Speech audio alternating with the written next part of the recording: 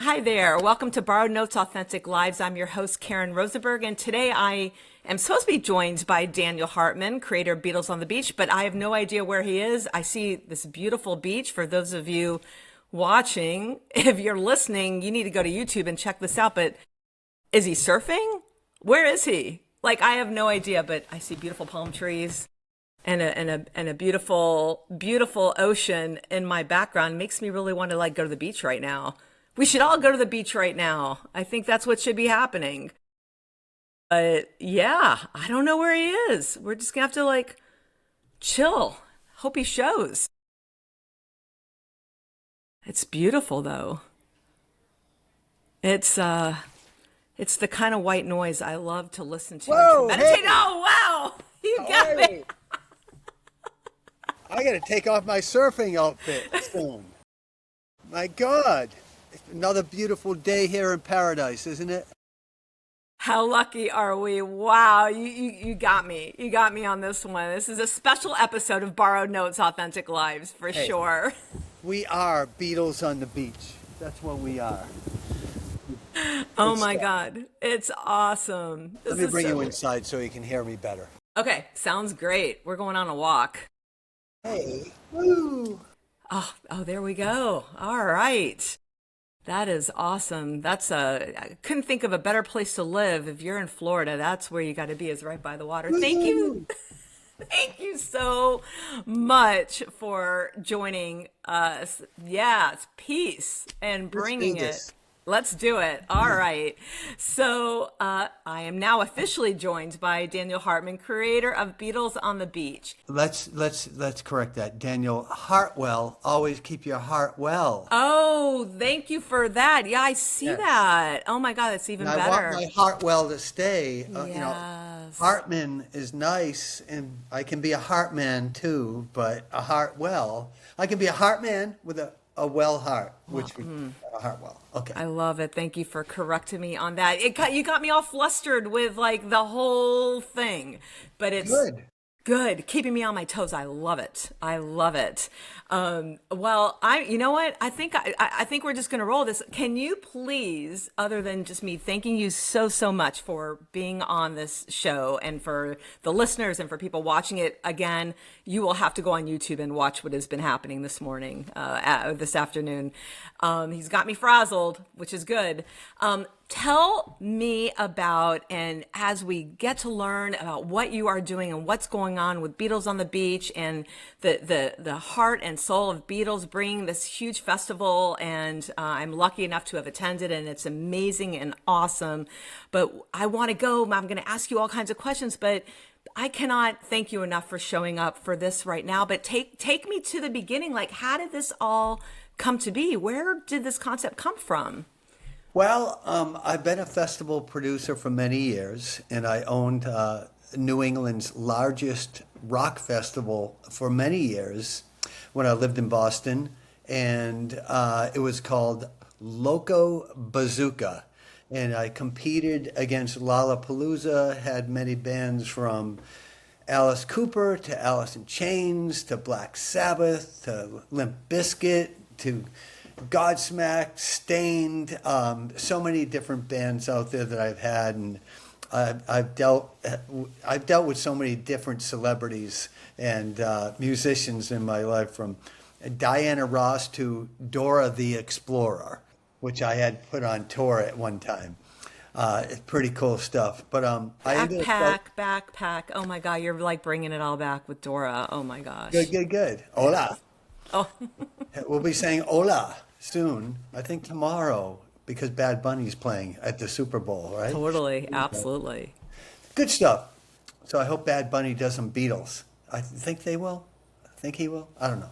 Anyway, Love it. I love it. so Loco Bazooka did really well. I was shutting down airports, putting tens of thousands of people in. Ended up selling my company and sold everything in New England, and ended up moving here to beautiful South Florida. Love living here on the beach. I live for the beach and live for the ocean and sunshine and happiness and positivity.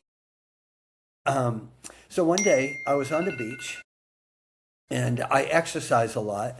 And I run down the beach with weights in my hands and stuff like that. And I never ever napped during the day. I just never have napped. Never was a nap guy.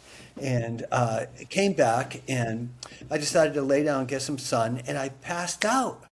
I passed out on the beach, and it was pretty wild. I got into this weird twilight dream, and John Lennon walked out of the ocean in my dream, and he walked up to me, and I looked up, and he said, "Yeah, hello, mate. How are you?" And he pointed at my iPhone. He said, "What's that?"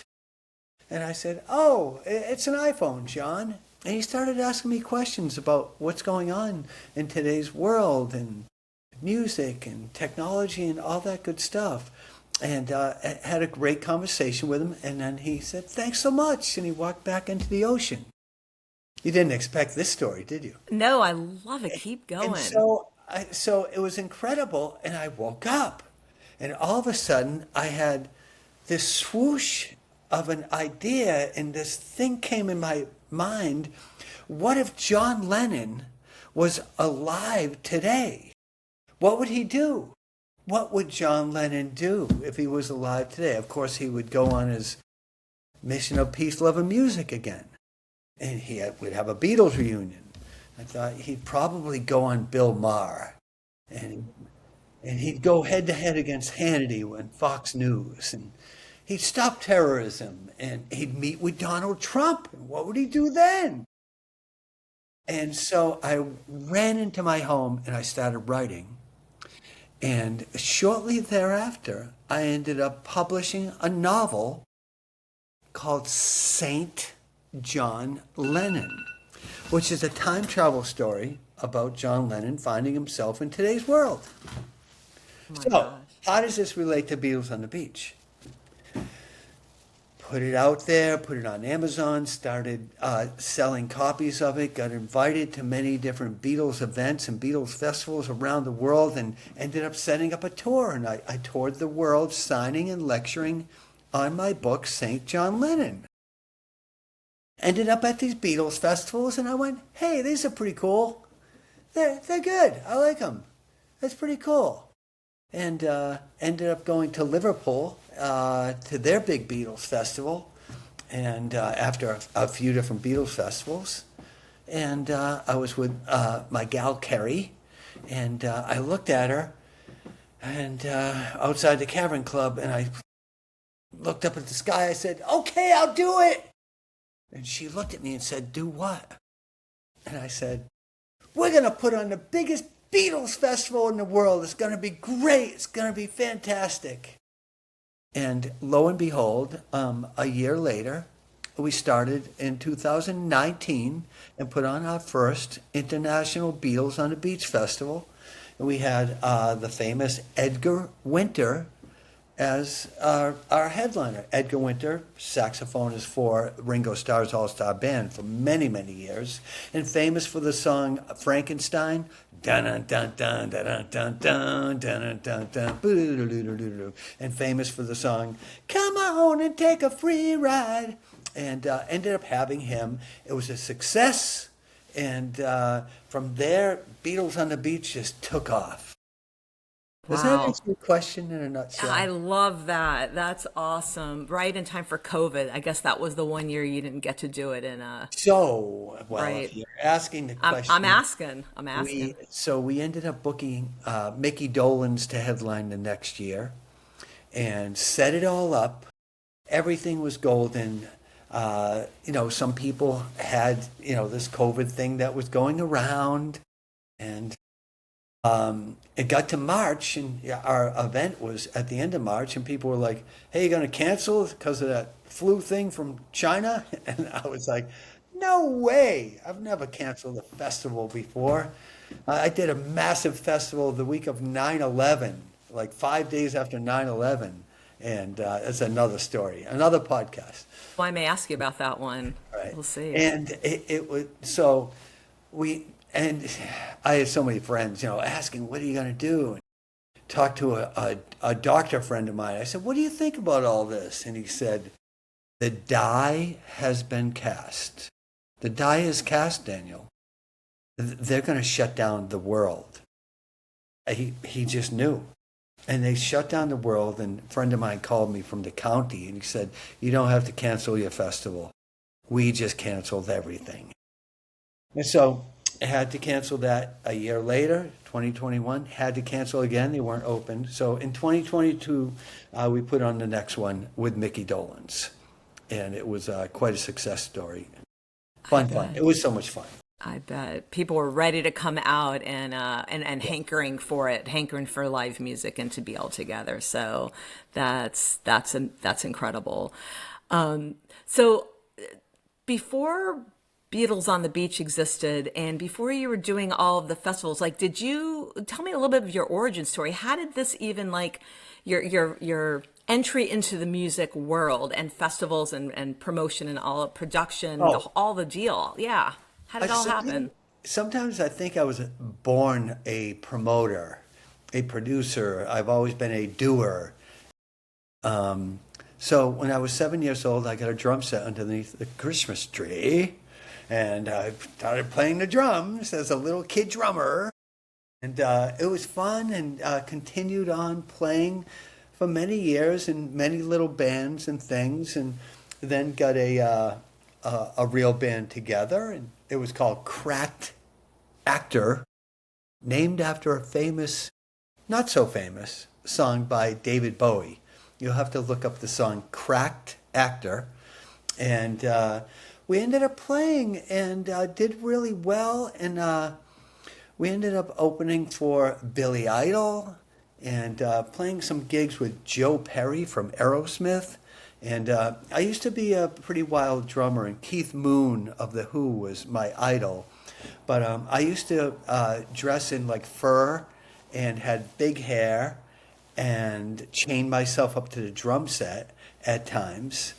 And so one time I was opening for Joe Perry from Aerosmith with the Joe Perry Project at an amusement park. And there I was, and Joe Perry walks by and he goes, hey Daniel, you know who you look like? I said, no, who? He said, you look like the drummer from the Muppets, Animal. So we're going to call you Danimal. And that name still sticks for years, Danimal. But even before that, when I was a little kid, I have two older brothers that are also musicians, and a younger sister, also a singer, songwriter, musician. We would put on haunted houses in our backyard with cardboard boxes, where my brothers and I would go down to the refrigerator stores and get these big boxes and charge kids to shimmy through, and we'd have little holes and we'd go boo, and take crayons and put bats and spiders inside. But we would put up posters on poles at that young of an age, haunted house at Hartwell House, and little carnivals and things like that. So I really think I cut my teeth on that one back then. Yeah. Moved on. Wow. I'm curious, staying there with your family. I have this whole image with the refrigerator boxes and all that. What'd your parents think? Like, did they think this is what he's doing with his life, or did they say, like, you need to, like, study more? I Well, think they were fascinated. My brothers and I, we lived in this era where it was nuts. It was just completely nuts in the 70s, really. And our parents looked and said, wow, they're doing things, of course. And those were the days when, you're 5, 6, 7 years old, and your mother and father say, okay, now go out and play, go play outside. Right. Go and come back, when the street lights go on. That's it. There was no monitoring us, and we would get in all kinds of trouble. All kinds. I lived a wild childhood. Again, that's another whole podcast. But a lot of fun. And I think our parents were fascinated with what we did. My brother Doug is a great guitarist. He lives in L.A. still. And my brother Dave, a great drummer. My sister and Dave live in Boston. She's a singer and songwriter. I think that they were just fascinated with it all. Would they rather have us had become doctors and lawyers? Maybe. It wasn't really talked about back then, but we all did really well and survived the 70s and 80s and 90s and did really well. And I myself am addicted to positivity and health and wellness, and I'm just walking in from the gym. I dress like this at the gym. I'm just kidding. I don't. My therapy hat's coming on. I'm like, okay, he's having a bit of a dissociative situation. I'm joking. I'm totally not diagnosing you. Yes, I was totally going to ask you about your viewpoint and positivity and what that means in your life and how what's led you that, having that lens, which I think when you view life from that lens makes you such a happier person and you spread that happiness all around.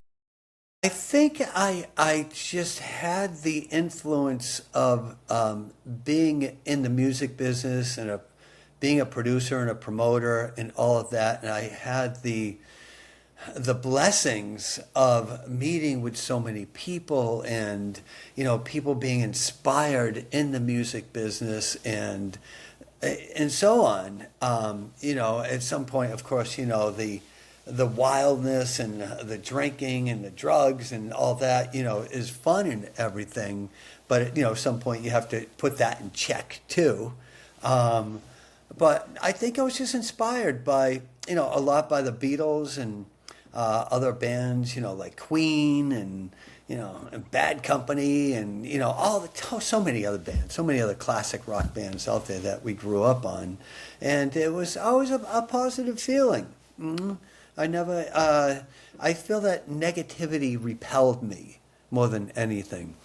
And I had ended up making up business cards at one point that said, positive living specialists. So, and I started doing some coaching and helping people with their health and wellness and happiness. And it just worked for me.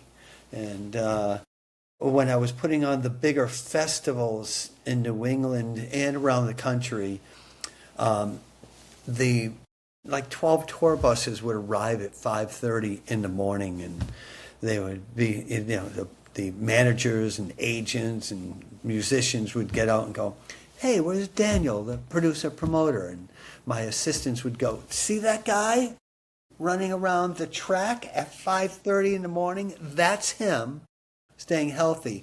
Do you see that tent behind your buses with like a gymnasium in it? He builds that for you so that you guys can stay healthy while you're on tour." So many of them came up to me and they said, "Hey, Daniel, you're always so positive and happy and healthy. Can you give us some tips?" So kind of by osmosis, I became a health coach and started coaching some of these people. Mainly, a lot of them came to me to lose weight and to, do the right thing and, get happier. And it all comes together with all of that, eating right and exercising and doing the right thing for yourself first. As they say, put on the mask first, then you can help others. So I think I naturally put on the mask first, and I had the opportunity to help others.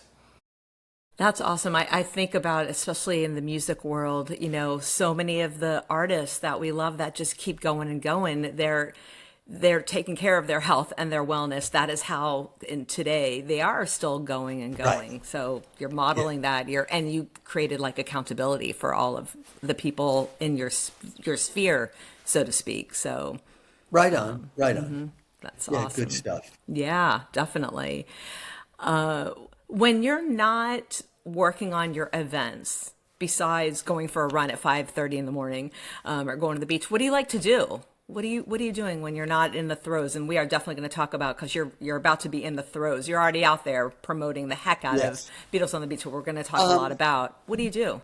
I still love to write and compose lyrics and music and, work on other things. I do more than just Beatles on the Beach.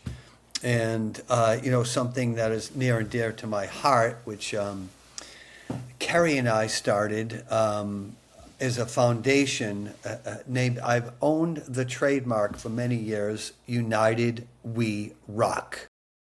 And I've owned it for many years. I've actually leased out the trademark to the band Styx, REO Speedwagon, Don Feltham from the Eagles, and they've gone on the United We Rock tour. You can look that up, and others have used it, and I've licensed out the name. And this past year, we finally, a lot of times we would make donations and help out other 501c3 charities. And this past year, we started our own 501c3, United We Rock Foundation, Inc. And what we like to do is, help out kids with cancer, autism, families in need, school children, people who cannot necessarily afford musical instruments, and lessons and recording time and so on. So we started giving away guitars to people that needed them, U.S. veterans that were in need. And it's been really, really, it's like a snowball effect right now, and it's just growing and growing. So we work a lot on that lately, more than anything. Otherwise, like you said, I love to exercise and go to the beach and, do all the other things, but I stay active, Love to read as much as I possibly can and research and, find out more about, certainly not me, find out more about everything and, the world out there and travel. I've been to over 52 different countries now. Again, I live a blessed life. I'm very fortunate in the music world, but I work my arse off. I do. I really do. I work really hard, and sometimes we say, after the Beatles on the Beach is done, people say, how'd you do? We say, well, we worked so many hours, we calculated we made 11 cents an hour. Or realistically, and it's a lot of work to put on these festivals, but it's a passion. It's not a money thing. To be able to put on this beautiful, wonderful Beatles festival in beautiful South Florida here is just absolutely wonderful. We love it.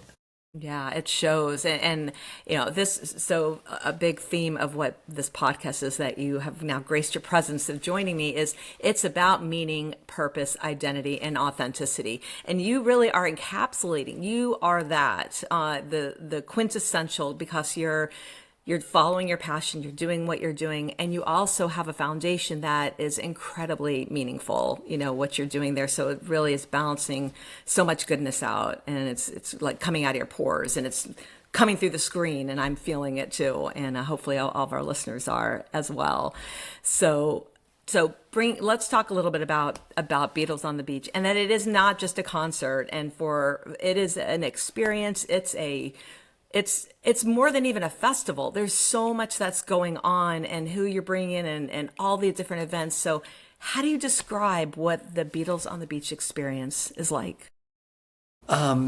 It's like a takeover in a way, and something so special for people to do one weekend a year.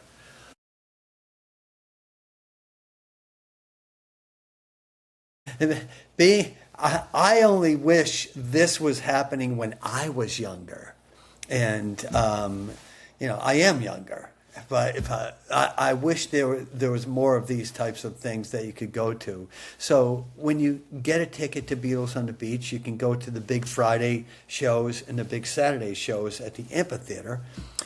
But besides that, you can go and get a magical mystery margarita somewhere, and a Strawberry Fields Forever daiquiri somewhere. We've had everything from Magical Mystery Mini Golf. Uh, Authors come in from around the world, Beatles authors and different people that are related to the Beatles, and they talk about it.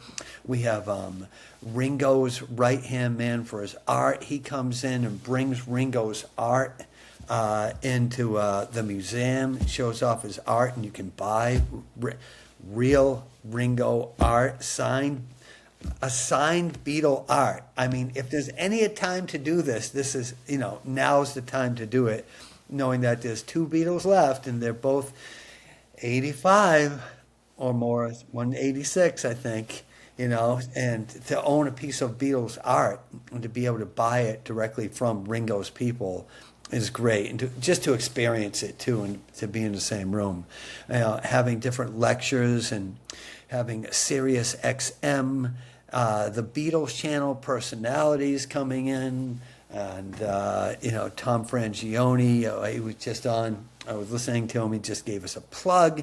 That's really great. On Sirius XM, that's so cool. I saw the Beatles channel is going to be there. That's awesome. Yeah. So they'll be here, and Caitlin Larkin is just a hoot. She's so wonderful, and both of them just so experienced in history of the Beatles, and they'll be talking about that. We have the Boca Raton Historical Society involved, where the week before they're doing something with little kids to draw yellow submarines and pieces of art.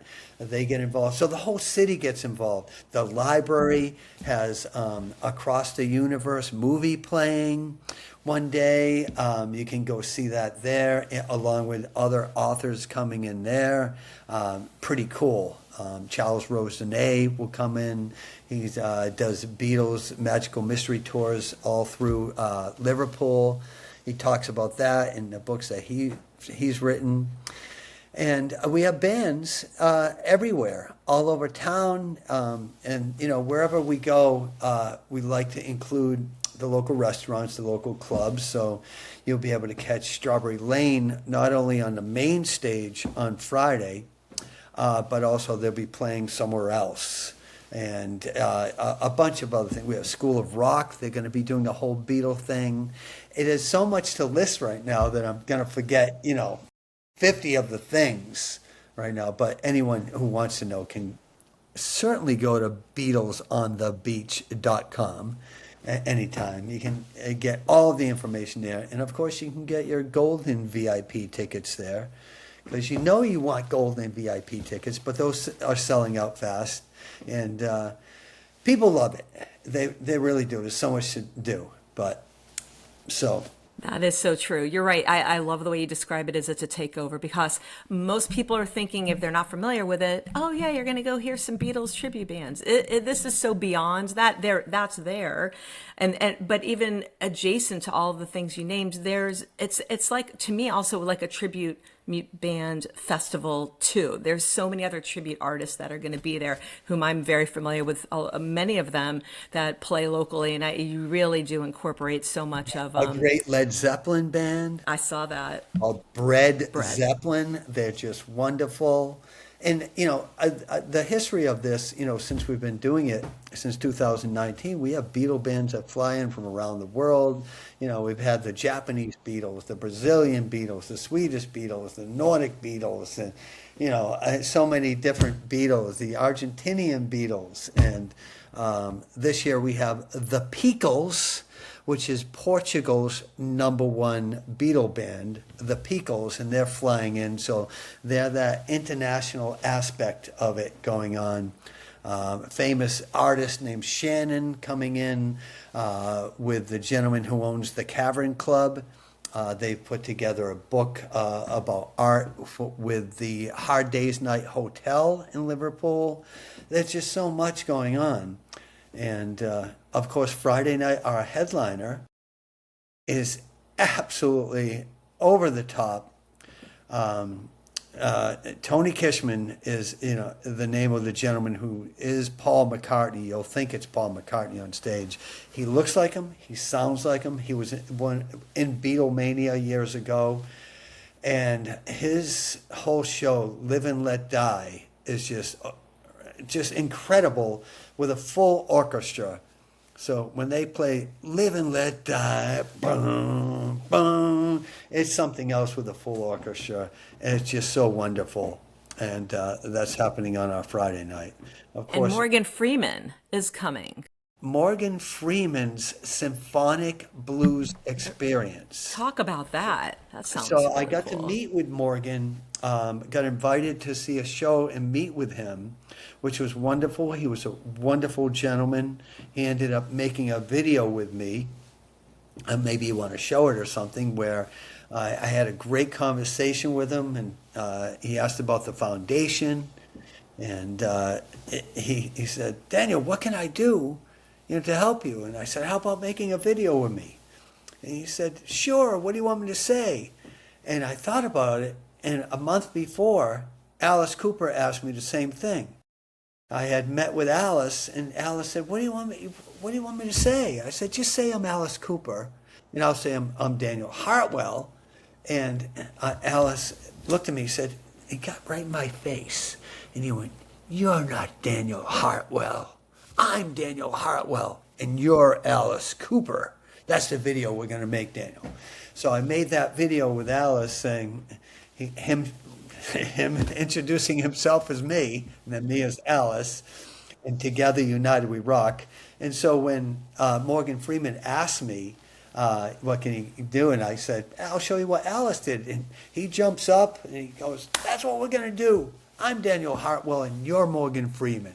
And so that video is out there on our Facebook and Instagram pages out there. Pretty amazing. I saw that. That is super cool. And thinking about how you've been around so many different artists, your whole career, so many different artists. But even with Beatles on the Beach, you had Cheap Trick. Was that last year? 2 years ago? Cheap Trick was 2 years ago. Last year we had Night Ranger.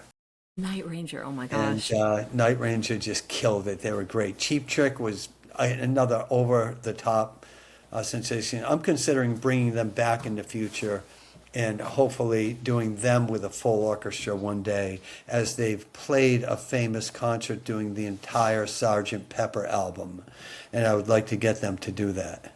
That would be amazing. That would be really awesome. Yeah. And my partner, Carrie, just walked in the door. Carrie, say hi. Hello. Here we go. Oh, say hi. Wow. Hi. Hi. Nice to meet you. This is a rock and roll podcast. I love it. Yeah, you got wow. Tell me your perspective. What keeps him going, and how do you support him along this journey of what he's doing for this? Partnering together, partnering to the community. What's the secret sauce? I like to help Daniel's dreams come true. So, I work hard to help him succeed with all of that. And so I'm a super organized person, and keep everything trying to run smoothly, and give him lists of things to do, and cross things off the list and keep going, and recommend bands and stuff like that. So We're always searching together Yeah. for new and cool things to add to the festival. Well, that's so fun. I love that. So the collaboration together, and you with your organizational skills, that's always helpful to have in a partnership, that balancing one another out well, I'm sure. Yeah. Well, good stuff. We're excited. Yeah, no, that's amazing. It's funny because one of the things I was going to ask you is what keeps you grounded when you're juggling creativity, logistics, and responsibility. And sounds like this one right here helps you deal with a lot of the logistical Yeah. side too. Yeah, she's the Yeah. bookkeeper, that's for sure. yeah, I do a lot of the computer work and scheduling of things and all that. Yeah, because So, what would you? Yeah, go ahead, please. I was gonna say it's so important because we try to get as much sleep as we can. We drink a lot of water. We try to eat healthy and exercise because that goes all along with keeping the momentum going. Absolutely. So when you're like, what's your state of mind you get into, say, the week before the big weekends, or the week? I mean, there's things going on, so much. And then how do you navigate the festival itself? Like, Are you sleeping then? Are you drinking some coffee then? Are you just kind of going on like fumes? How are you taking Well, care of yourself when we're in the definitely sleeping and we're definitely drinking coffee during the day. But it is a let's go, and we're like a locomotive then. We know that we can't stop. There are just so many things to do. As I explained, there's so much going on with the festival and so many moving parts that, some things fall through and, some people don't show up. We've had situations where band members couldn't get a visa and come over in the past, and different band members couldn't make it here or there. But we usually make it through pretty well, and everyone's pretty happy. Yeah. Our biggest complaint. Is that there's too much to do. That's it. Yep. And the weeks going into it, I keep a pad of paper next to the bed. I frequently wake up in the middle of the night and write things down, or get right up out of bed and come out on the computer and put something together so I can just get it off my mind and fall back to sleep. So That's the key, because Yeah. if you don't write it down, it's spinning in your Right, brain. You got to right. get it out of the head for sure and onto Fun paper. times. Absolutely. Yes, yes.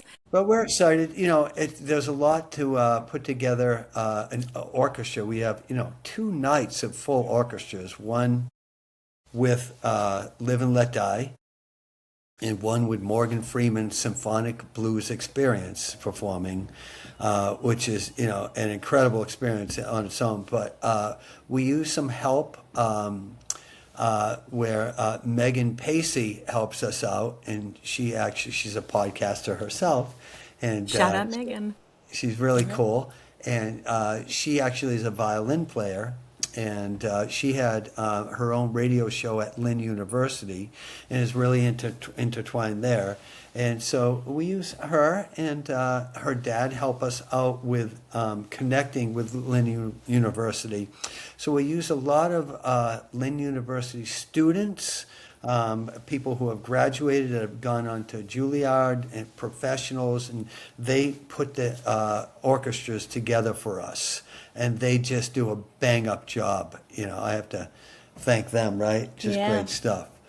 And That's great. As a former cellist, I so appreciate that. That is just, I love the idea of, and bringing the students and giving them these opportunities to play in public and do something completely fun and different than what they're normally doing with the conservatory, or whatever their normal concerts performances. So that's awesome. That is really awesome. okay, I'm feeling overdressed here. I think it works.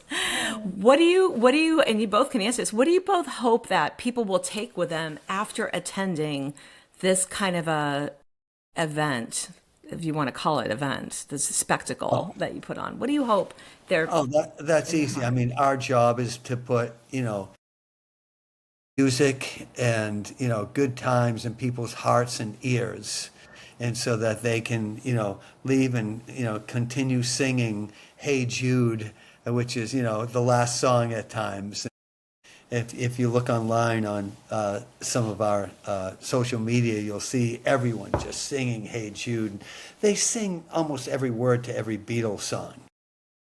And, this year, probably every word to every Led Zeppelin song with Led Zeppelin, too. And a few others out there. We just want them to have the best time, great Smile experience. and take away the experience and the friendships that are built. Yeah. Like people come from all over the world and they gather and they see each other once a year and just take up where they left off the year before, and just everybody has a wonderful time, and the energy is amazing. It's just such incredible happiness for 4 days. creating community? That's really what you've done. And I think as a music lover as well, when you're all there for the same reason, singing those songs and those connections, and it's keeping the music alive of such I don't even know what the word is, iconic. There's like no word I think that can describe what the Beatles mean to so many people, like legendary. That even seems like it's overused in this situation. It's like we need to invent a word, like whatever it is. Yeah. So In 200 years from now, people will still be listening to the Beatles and Beethoven. They'll still be listening to it. I mean, the Beatles are just one of a kind. We love all classic rock too. I mean, we're born and bred on it, really. However, we love new music too. There's a lot of great new bands out there, new alternative bands. We love to support young, new musical artists and other artists too. Anything that we can do with United We Rock Foundation. Woo! I love that. I do. What's some of your that you're seeing right now? What's some of the music you are getting out there and enjoying and supporting when you're seeing live music? There's so much out there. I mean, for the local acts out there, there's a great local artist. Not sure if you know him, called Spider Cherry. Spider Cherry is just wonderful. He has some new music out. He writes originals. You know, he plays a lot of covers during his shows, but he is the next Elton John. He's that good. You know, we follow him around. There's a great Southern rock band that we really dig here too, called Southern Blood, and they're just the coolest band ever for what they do too. But And if you want 80s, there's Girlfriend material. Love to dance to them all night long too. she's a dancer. Yeah. It's so fun. I mean, there's nothing like it. You just lose yourself in the music, and we Yeah. are so lucky. There's such a scene here. We're very, very fortunate. It's cool. Yeah. You were starting to talk a little bit about the Beatles and Beethoven. I think that there's another festival idea for you, Beatles and Beethoven. I think you should Great do that. idea. Yes. But they didn't just change music, they changed culture. And what do you think it is about the Beatles that has lasted this long, or the impact it's had on culture and people's connection? What do you think that is? Well, first of all, the Beatles came around at the right time. They were the right people, and it needed to happen right there and then. That magic happened with them.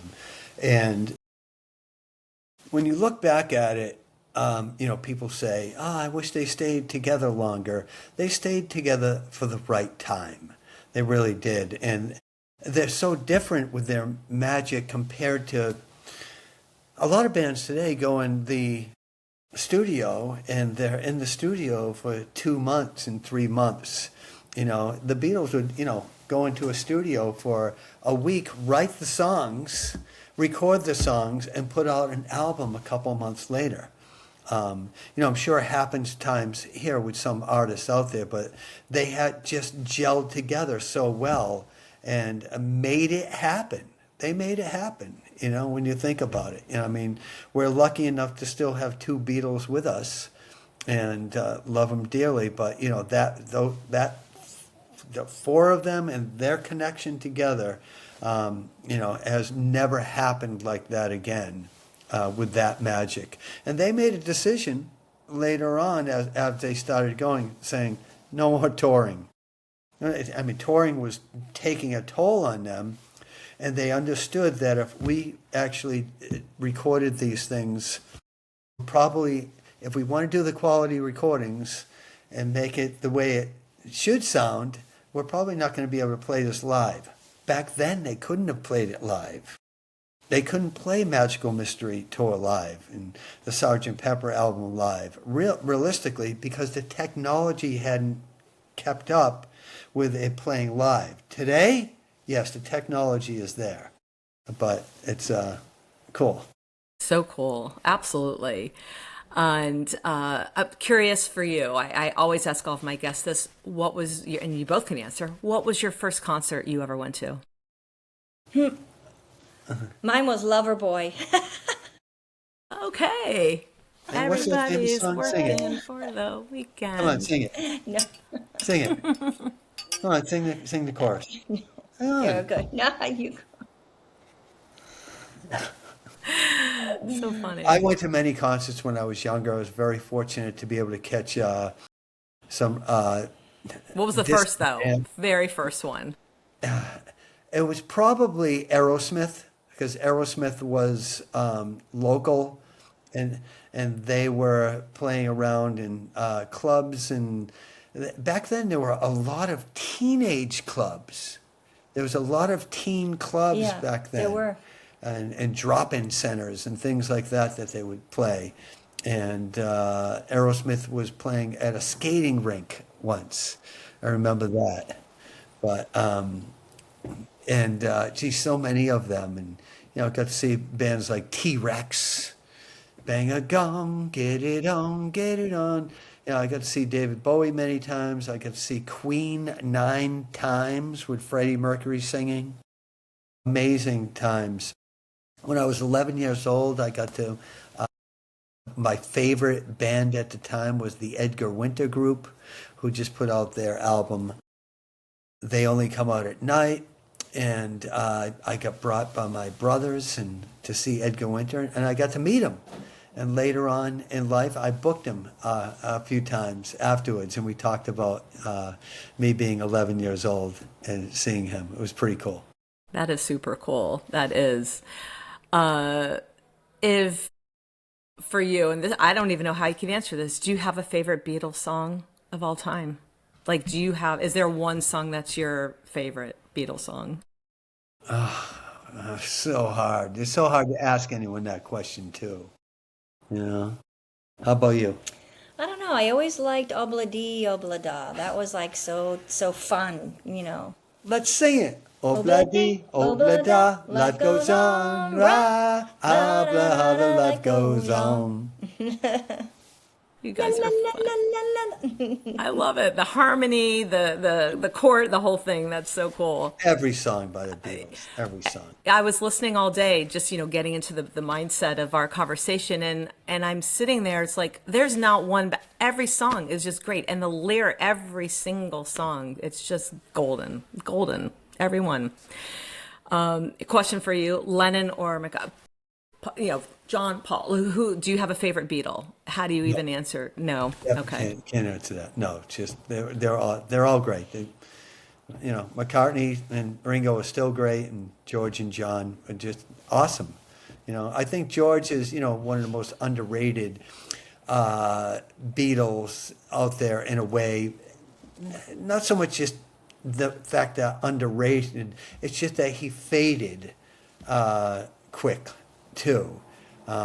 John had his hits like Imagine that are iconic forever, and so many more, of course, that you can imagine. But when people mention the Beatles today, and if you're 30 something years old or younger, they go, oh yeah, Paul McCartney, oh yeah, Ringo. Who's the others? Oh yeah, John Lennon. And sometimes it's hard for people to think about George Harrison, which just phenomenal writing, phenomenal. I talked to a guy today who wants to come into Beatles on the Beach, who actually made guitars for George Harrison. And his last name is Hamburger. And which is interesting. I'm going to bring him into a Beatles on the Beach. He can talk about making guitars for George, and he was just telling me some incredible stories about. One of the things that stuck with me today was, I would talk to him, and at the end of our conversation, even on the phone, he would always end the conversation with, "I love you." It's pretty heavy. That is so. I love that. I think we should all. Let's start practicing that. Let's do that. Yes. And Ringo, always peace and love, peace and love, peace and love. Let's always end conversations with everyone saying, "I love you." I know we need that. That is We the gotta one. go. I love you. A couple more quick questions for you. When you're finished with your event, whether it's the end of the night or maybe I'm thinking with the end of the event, like what's the first thing that you're gonna do? Sleep. Make plans to go on vacation. Yeah. What we usually Absolutely. do, we usually take a vacation shortly thereafter, just so that we can refresh. For sure. It does take a lot out of you. It takes so much time and energy away from you.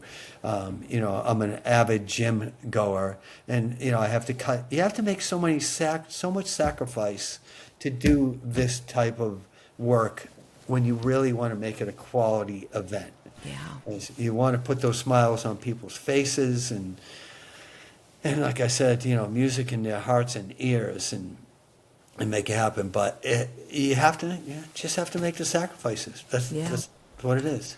If someone is listening now who has an idea that they feel they're just starting to think it through, and they feel that it's scary, it's overwhelming, maybe it's putting on a big festival, maybe it's just going into promotion, what's a few words of advice that you could give to somebody who wants to maybe get into this line of business or something that's purposeful in their life? I don't know. I just, write it down. Write down your goals. When you write down your goals, you achieve them. So write all your goals down and cross them off as you get to them. And every time I've put my goals down on paper, I have achieved every single one. That's so awesome. So for me, if someone said to me, I want to put on festivals, which many have, I've said, okay, everyone wants to be a promoter. And okay, go do it. But understand, it's a grind for, quite a while. It's a risk. It's a big risk out there being a promoter, because you're risking your money, your time, which your time is even more valuable than your money. You can spend money and get it back. You spend time, you don't get it back.